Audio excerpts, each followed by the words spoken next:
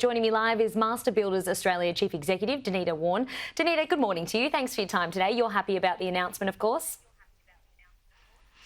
Absolutely. We need as many tradies as possible. We've got a housing crisis in this country, and part of it is because we've got a skill shortage. So anything to do that will help us not only encourage people into a trade, but actually complete a trade is critical.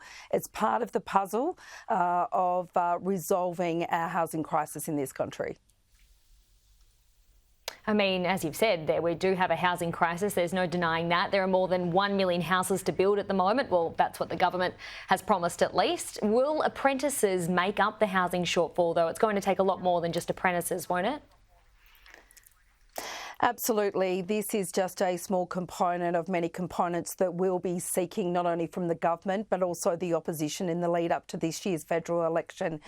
We need more skilled people now, which means we need to encourage more people back into the industry, but also focusing on skilled migration, and we still haven't got those settings right.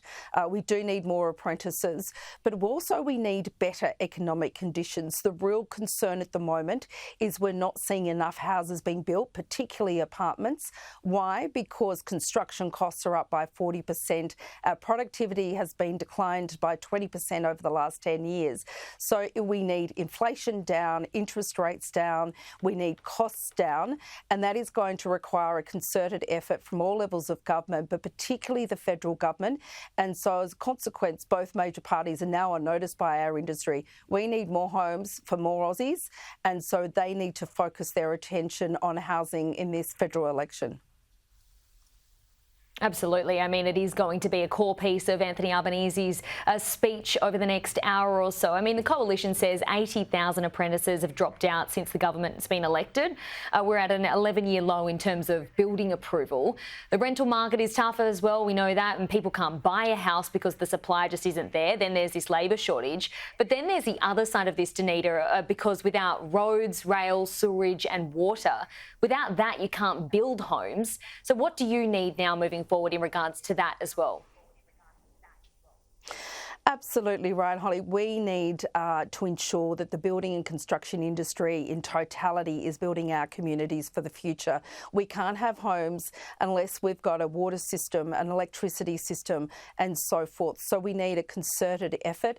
Master Builders Australia has applauded the announcement late last year by the coalition in terms of a critical infrastructure fund that needs to be matched by the government.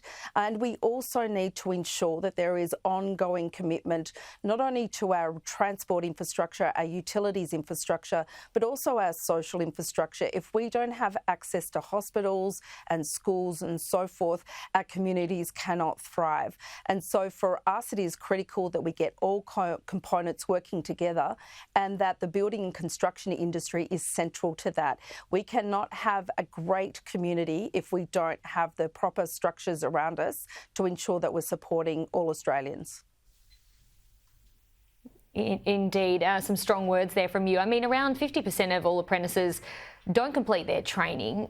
Why is that, and are you confident that these incentives will work to effectively change that?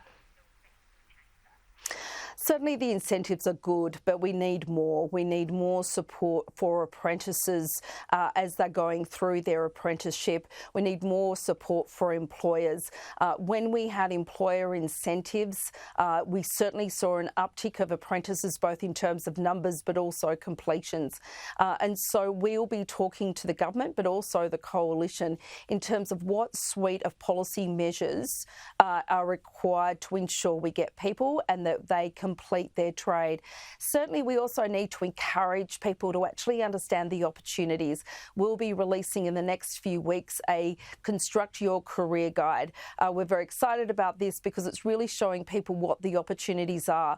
And certainly, I know I'm encouraging my kids to consider a career in trades. You get paid while you're training, you get these incentives, there's free feed TAFE, and of course, you get a huge career opportunity well paid by the end of it.